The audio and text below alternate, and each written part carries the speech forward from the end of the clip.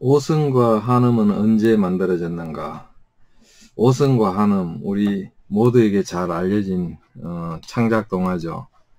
이 오승과 한음이라는 책은 일제강점기 때 만들어졌습니다. 1934년도에 그 한음과 오승실기 이런 제목으로 만들어졌습니다. 당시에 서울 박문서관에서 만들었다고 이렇게 되어 있는데 책 표지를 보면 이렇게 되어 있습니다. 지금 보면은 오른쪽에서 왼쪽으로 읽으면은 한음과 오성실기 이렇게 되어 있죠. 한음과 오성실기.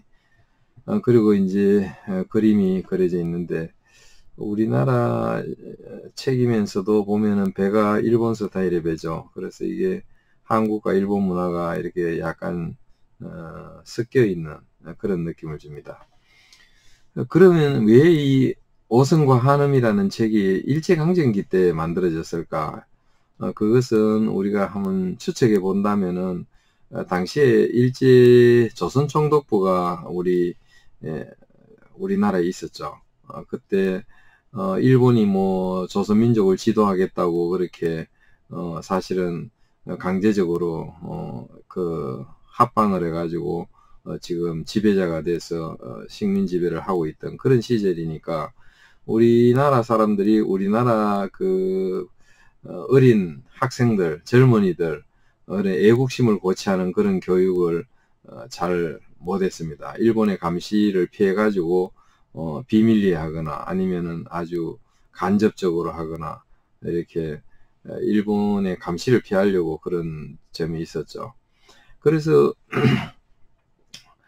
그 당시에 이덕형과 그 이항복은 임진왜란 정유재란 7년 동안의 애국자입니다. 그리고 우리 나라를 지킨 가장 그 훌륭한 또 머리도 좋고 능력도 있는 그런 우리 애국자의 그 표준이 될 만한 그런 인물들입니다. 그런데 그 사람들을 노골적으로 우리가 있는 사실 그대로 이야기하지 못하던 그런 시절에 살고 있었죠. 그러다 보니까 아마 우리 출판사에서 이 오성과 한음이라는 이런 제목으로 해가지고 조금 어린 시절의 이야기를 통해 가지고 교훈을 주는 이 정도로 하면 아마 일제 감시를 피하지 않겠나.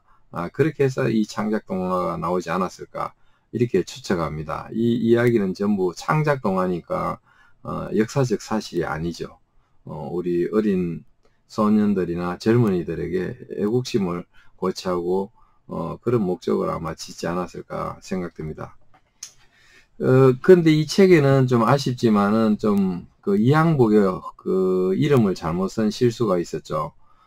이항복의 자라는 거는 이제 옛날 사람들이 장가 들면은 본 이름 대신에 부르는 이름이다. 이래가지고 이항복을 자상이라고 부릅니다. 이자상 이렇게도 불렀죠.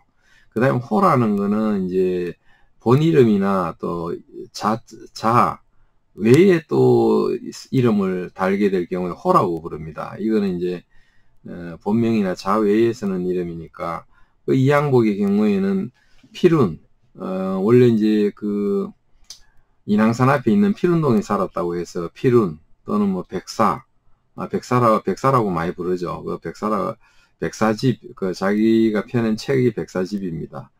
백사라고도 불렀습니다.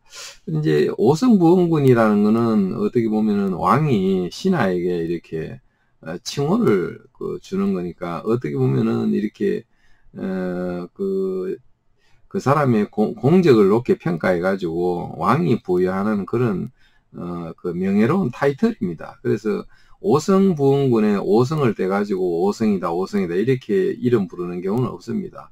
오성부원군 자체가 이렇게 존칭어이기 때문에 그걸 가지고 뭐 오성이라고 부르지는 않죠. 뭐 오성부원군이라고 불러야 되죠. 그런데 이제 오성이라고 했으니까 이거는 사실은 잘못 사용한 거죠. 이덕형의 경우에는 이제 자가 명보고 이름 호가 한음 또는 포옹산이 그러니까 뭐 한음이라고 하는 거는 괜찮죠. 오성과 한음 우리가 흔히 알고 있지만은 오성과 한음은 집안이 좋습니다. 그래서 뭐 어떤 이렇게 대중적으로 뭐 금수저 집안이다 이렇게도 이야기합니다. 이덕형의 본관은 경기도 광주가 본관입니다. 광주 이시죠. 이 가문이 굉장히 그 조선 초기 중기에 번창을 합니다. 그래서 이덕형보다 5대 앞선 선조들 보면 영의정 판서를 한 사람이 많습니다. 그런데다가 또 그 이덕형의 외삼촌, 그 외삼촌이 유전인데 유전이 그 영의정을 한 그런 사람이죠. 그 다음에는 또 이덕형의 그 장인어른 결혼해서 장인어른 되는 분이 또 이사내 영의정이 되는 이사내입니다. 그러니까 외갓집도 든든하고 뭐 처갓집도 그렇고 그러니까 이덕형이 집안이 좋았죠. 이항복의 경우에는 이제 이항복이 어렸을 때 아버지가 돌아가시지만은 아버지가 우참창까지 높은 벼슬은 아니지만은 그래도 상당한 공직자였고 장인어른이 이제 도원수를 했던 권율입니다. 근데 실제로 이항복을 예쁘게 본 사람은 장인어른 권율이 아니라 권율의 아버지 영의정을 지낸 권철대감이 이항복을 좋아했습니다. 그래가지고 손녀 사위로 삼았죠. 이항복과 이덕형이 만난 계기는 그 속가시험을 칠 때 만났습니다. 생문 진사를 뽑는 속가시험장에서 만났고 과거시험장에서 대과시험인 문과시험장에서 만난 건 아닙니다. 그래서 이걸 좀 이제 착각을 할 수 있는데 속가시험에서 만났다. 이게 왜 둘이가 친해졌는가는 사실 밝혀진 바는 없습니다. 그런데 우리가 하나 추측할 수 있는 거는 이항복의 아버지 고향이 포천입니다. 그러니까 결국은 아버지 고향이 포천이면 이항복의 원고향도 본적도 포천이라고 할 수 있죠. 포천 출신이고 포천 사람이고 포천의 인물이라고 할 수 있죠.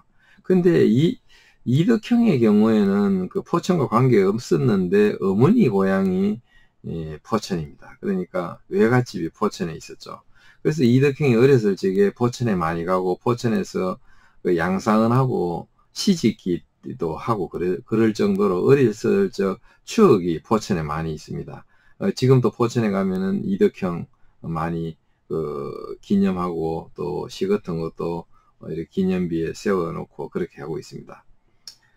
그 전에 이 속가시험 전에는 둘이 다 한양 도성에 살았지만 서로 만난 적은 없었다 이렇게 보면 됩니다. 둘이 성격이 상당히 대조적입니다. 뭐 서울에 같이 살았지만은 이항복은 해학을 좋아합니다. 그러니까 농담이죠. 농담이고 뭐 이렇게 아주 유머라고 할까요? 그러니까 뭐 이항복이 살던 때에 우스운 이야기는 전부 다 이항복이 지었다 이렇게 말할 정도로 이런 거를 잘했습니다. 뭐 선조 임금하고 서로 뭐 맞상대가 돼 가지고 그냥 농담을 주고받는 그 정도의 실력가였죠. 근데 이덕형은 이런 농담 이런 거 안 좋아합니다. 그러니까 싱거운 소리 이런 거 안 하고 딱 할 말만 하고 몸의 자세를 항상 이렇게 뭐랄까 점잖게 있는 그런 사람이죠. 또 이항복은 이 스포츠를 좋아했습니다. 그러니까 뭐 옛날에 축구기라고 있었습니다. 뭐 축구하고 좀 닮았는데 바람 넣어가지고 차는 거죠. 예를 들면 동물의 어떤 그런 뭐라고 할까요? 그런 장기를 꺼내가지고 거기에 바람 넣어가지고 이렇게 차는 축구를 잘했고. 근데 뭐 이덕형은 그런 뭐 스포츠는 일절 좋아하지 않고 지금 남산 자락에 가면은 송경제라는 그런 고개 마루가 지금 현재는 뭐 주택 속에 묻혔지만은 그런 고개가 있었습니다. 항상 유학 경전을 외우면서 서당에 갔다가 오면서 늘 그렇게 외우고 다녔기 때문에 지금도 송경제라는 이름이 남아있죠. 송자가 암송한다는 뜻이죠. 이항복은 뭐 아버지가 일찍 돌아가시고 어머니도 나중에 편모사라에서 자랐는데 어머니도 또 돌아가시죠. 일찍 돌아가시죠. 그래서 어머니 훈계를 많이 받고 이제 대과시험에 문과시험에 합격했다 이런 이야기가 있죠.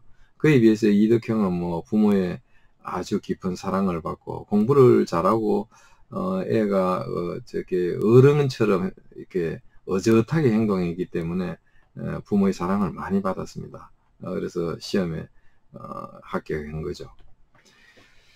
이항복과 이덕형은 나이차가 5살입니다. 이항복이 5살 더 많습니다. 보면은 이제 그런데 시험은 문과 시험은 같은 해에 합격을 했습니다.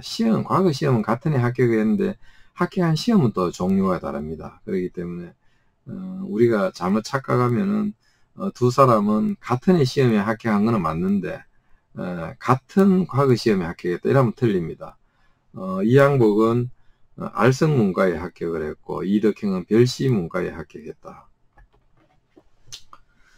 둘 다 굉장히 유망한 문필자, 그러니까 그 당시에 과거 시험 합격했던 그런 합격자들 중에서도 가장 유망하고 심지어는 율곡이도 이 두 사람을 추천해 가지고 청거에서 이렇게 공부를 하도록 특별히 이렇게 점 찍어 가지고 공부하도록 그렇게 기대를 걸었던 그런 사람이 있는데 글로 치면은 문필로 치면은 이덕형을 이길 수 없습니다.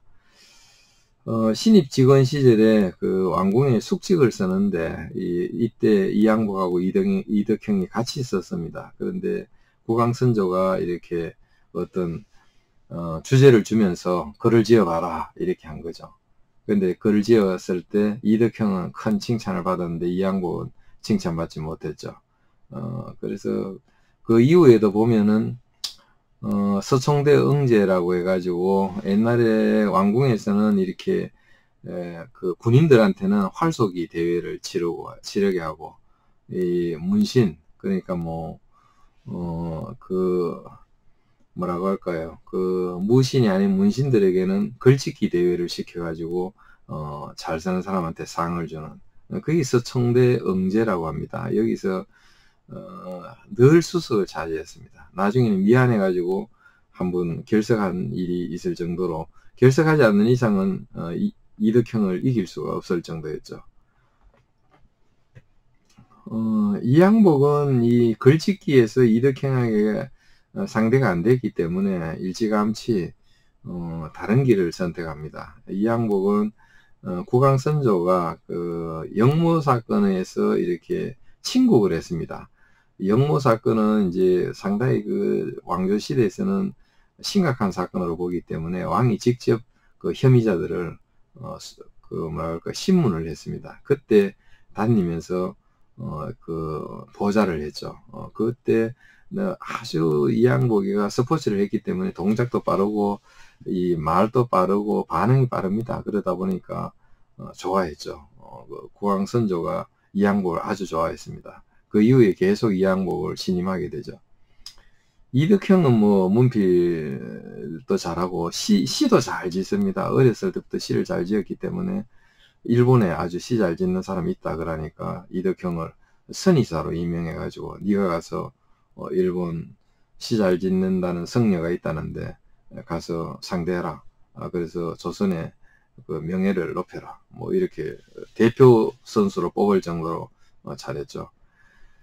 그에 비해서 이제 이항복은 임진왜란 때 왕의 파천길, 당시에 비도 많이 왔던 4월, 5월 이때이기 때문에 왕의 어떤 아주 고난의 파천길을 같이 수행을 했죠. 그래서 나중에 공도 인정받습니다만은 그에 비해서 이덕형은 왕을 따라간 것이 아니라 일선부대, 일선 전투가 벌어지는 곳, 그리고 일본이 대화를 하자 그러면 또 전방으로 가고 또 후방에서 명나라 군에서 보좌해달라 그러면 또 후방에 가서 명나라 군에 보좌하고 외교 일선에서 뛰은 거죠. 그렇게 둘은 서로 다른 길을 갔다. 두 사람의 종합적인 성격이나 그런 어떤 행동을 보면은 이항복은 실리적입니다. 실리적이고 실용적이고 나름대로 좀 뭐라고 할까요? 이해타산 그런 것도 있죠. 그러나 하여튼 절대로 부정하게 또는 간사하게 어떤 자기 축적을 하는 그런 스타일은 아닙니다. 이항복은 항상 공명정대하게 그리고 사람을 차별하지 않고 그리고 또 왕 옆에 있지만은 어떤 권력을 뭐 누린다든지 아니면 권력형으로 뭐 이렇게 축제를 한다든지 이런 거 전혀 안 했습니다. 다만 이제 이 양복은 실용적이기 때문에 그래도 자기한테 유리한 것은 무엇인지는 알고 있었다 이 정도죠. 그에 비해서 이덕형은 그냥 올곧게 행동했습니다.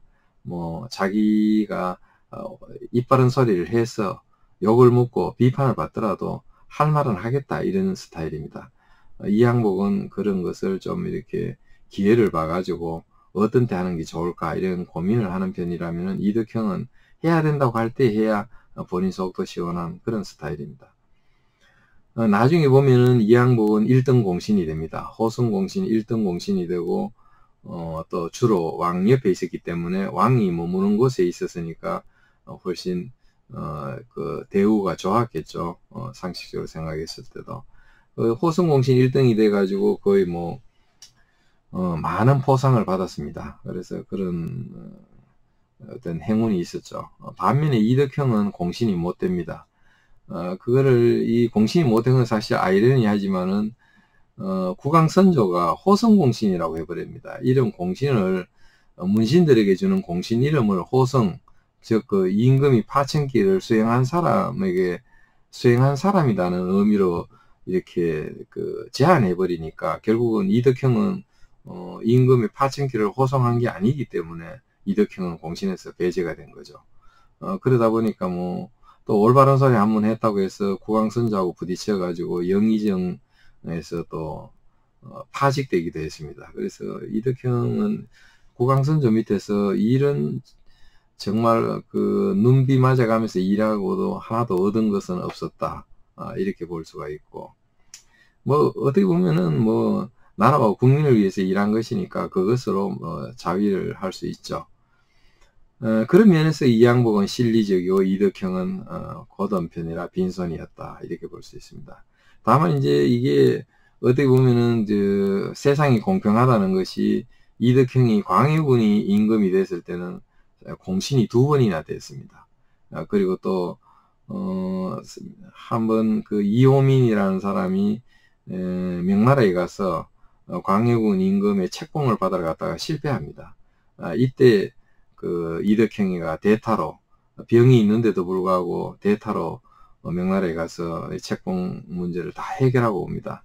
그래서 광해군이 막 엄청 기뻐합니다. 왜냐하면은 그 본인이 그 장남이 아니지 않습니까? 장남 임해군이 있어서 차남으로서 또 서자로서 임금 되는데 과정이 굉장히 힘들었습니다. 그래서 주위에서 안 좋아하는 사람도 많고 이러다 보니까 그런 가운데 이덕형이 얻어왔기 때문에 이덕형이 너무 감사해가지고 그 엄청난 보상을 해줬습니다. 아들을 출세 공직에 자리에 임명해주고 아버지 막 평생 먹을 수 있는 그런 또 직급을 올려가지고 또 벼슬을 주고 그 다음에 이덕형의 모든 그 토지 그것도 줘가지고 뭐 이덕형이 진짜 부족함이 없도록 그렇게 만들어졌죠. 물론 이제 나중에 그 인조 반정이 되고 난 뒤에 공신은 취소가 됩니다. 공신은 취소되지만은 책봉을 받아온 공으로 얻은 거는 그대로 다 유지를 했죠. 뭐 이렇게 두 사람을 이렇게 한번 비교를 해봤습니다. 이것이 전부는 아닙니다만 우리가 왜 이런 오성과 한음이라는 이런 창작 동화가 나왔는지 언제 나왔는지 한번 궁금할 것 같았습니다. 대강 정리해서 말씀드렸습니다. 감사합니다.